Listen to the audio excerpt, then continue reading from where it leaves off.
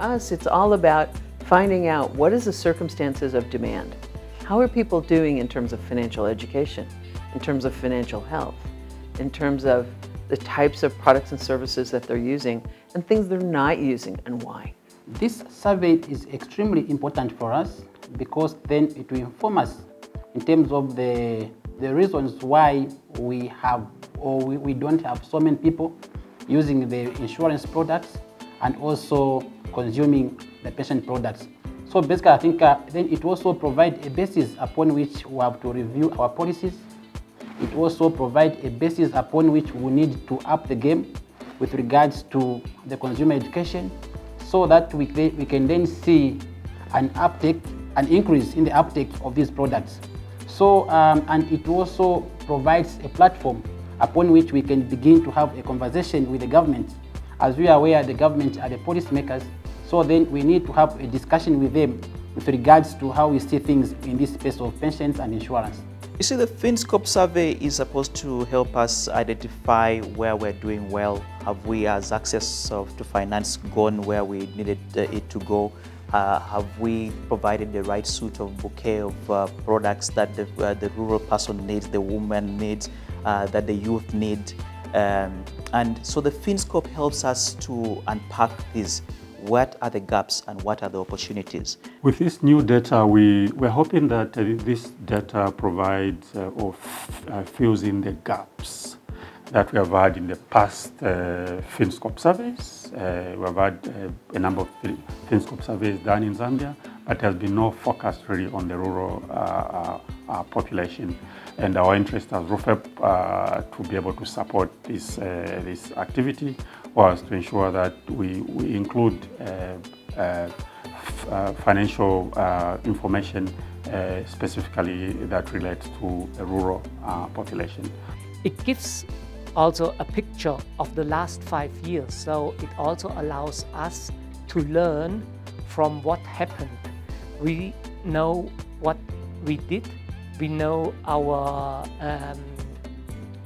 interventions, but now we can see, was there an impact? And we can learn from this to better plan now for the next 5 years.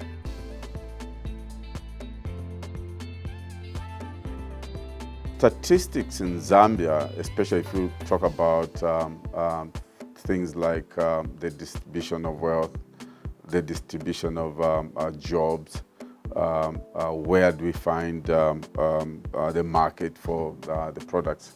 I think information from the Finscope survey would help us get to do or come up with a strategy, especially that within the Securities Act, we are mandated to develop the market. So we cannot develop the market without understanding the dynamics of the market.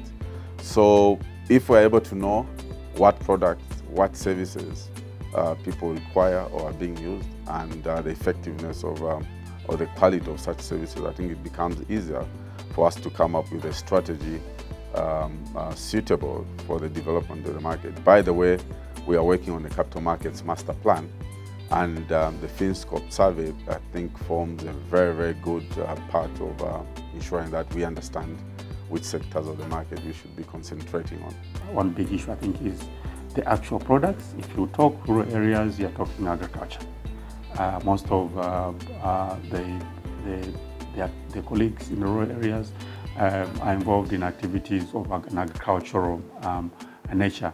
So unless you have information that actually defines what sort of activities are happening in the rural areas around agriculture, even the products that you develop could be good products, but not appropriate to rural areas. So I think it's important that that information comes out, so that even when we are developing, the FSPs are developing these products, they tune them specifically to rural areas and most likely to agricultural products rather than just general. We're seeing digital financial services also touching base with other key sectors. Originally, it was the payments. how we now see payments being a bridge between, let's say, finance and education. We're seeing payments in education for school fees. We're seeing payments in the health sector. We're seeing the financial sector linking well with the sector like agriculture, where farmers are now benefiting from digital financial services. This is improving their bottom life, improving their health, their financial health, and making them more independent to use financial services. So all of that information tells us how are people doing.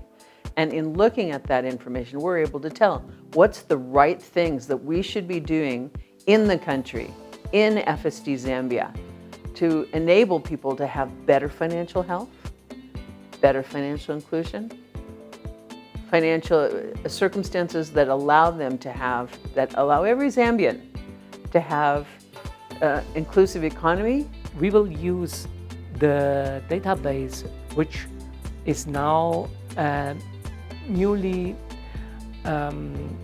developed, and a new database for us to plan for our future activities, to see where are the gaps, where is the need in the financial sector for financial education. Bank of Zambia, building an inclusive and resilient financial sector.